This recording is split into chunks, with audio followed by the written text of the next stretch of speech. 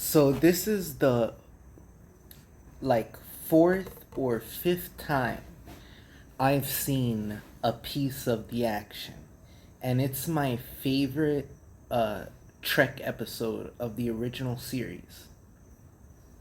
Tarantino was going to make. He wrote a script. Quentin Tarantino wrote a script uh, for one of these latest Star Treks, and it's supposed to be based on a piece of the action. And they go to a planet of gangsters. Basically, the culture of that planet is a planet of 1920s classic Scarface era gangsters, right? And the twist of the episode is that while Kirk and Spock and McCoy are down there, McCoy accidentally leaves his communicator there, right? And the communicator has a chip in it, right? That is the basis for all of Starfleet's technology. And that's the twist ending of the episode. A lot of people regard this episode as one of like a classic science fiction piece, and by all means, it is. The acting, they have like a lot of classic gangster actors there, and the whole premise of the episode was 100 years before the Enterprise ever got there. Uh, a ship from Earth, I think a Starfleet ship from Earth, had been there, and uh, I don't know what happened. The ship never came back to Earth. The ship had completely disappeared, and I think the people on that ship evolved into like a 1920s. I think the people that were on the planet,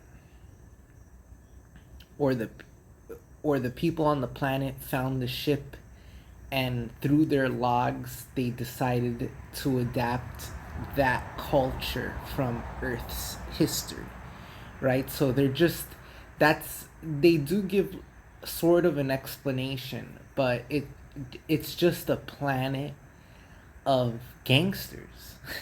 So they make a deal at the end of the episode that Starfleet is gonna come back, right? That Starfleet is gonna come back. But the whole twist is that McCoy leaves his communicator uh, down on the planet. Okay? And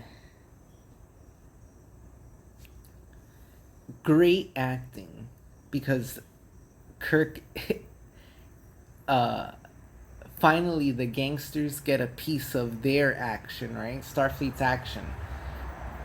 And it, it, the, like the latest Star Trek episode, Whistle Speak, from Discovery, this episode and this episode, they break the prime directive, because they're dealing with a culture that hasn't invented warp technology yet.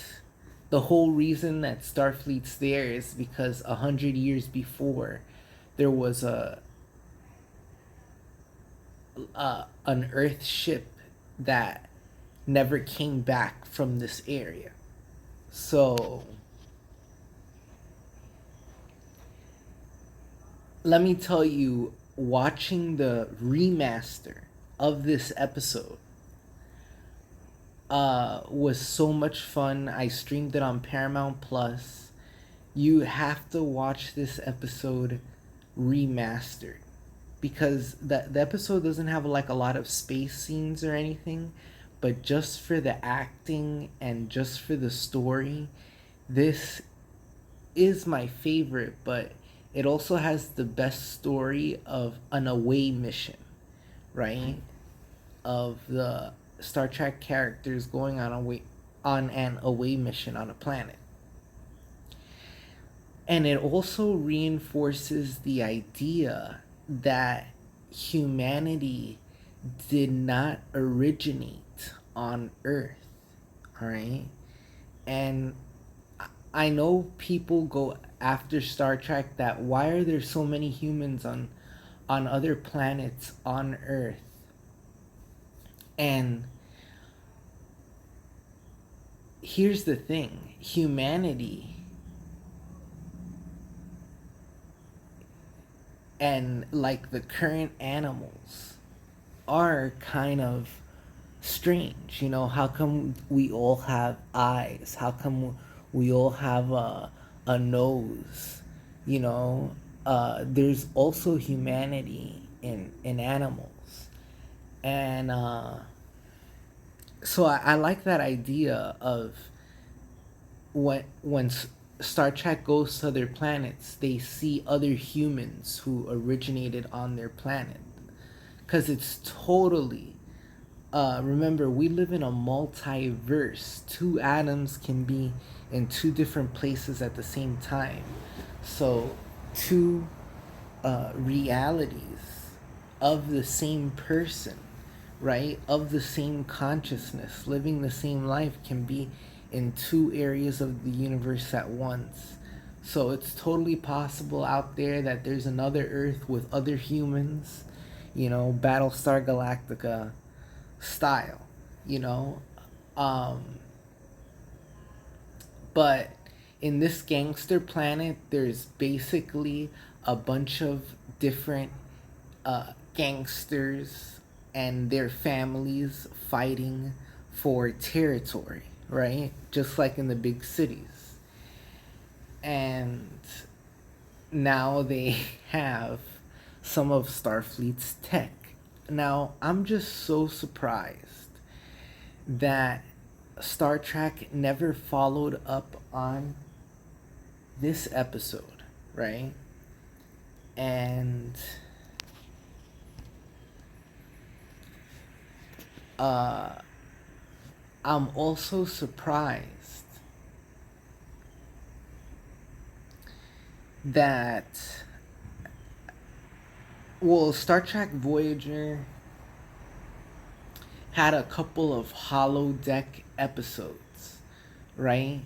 That dealt with like gangsters, 1920s gangsters and stuff. But this was great. You know, this episode, I'm just surprised they never followed up on this idea. But definitely, actually, my favorite episode of the original series. And you can stream it on Paramount Plus.